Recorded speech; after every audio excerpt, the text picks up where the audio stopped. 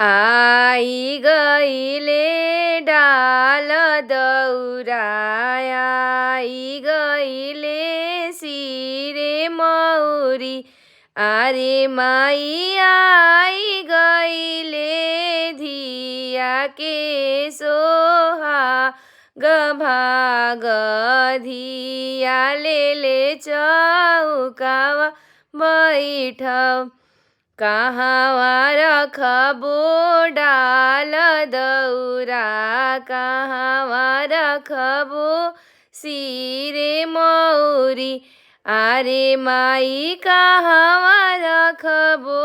धिया के सोहाग भाग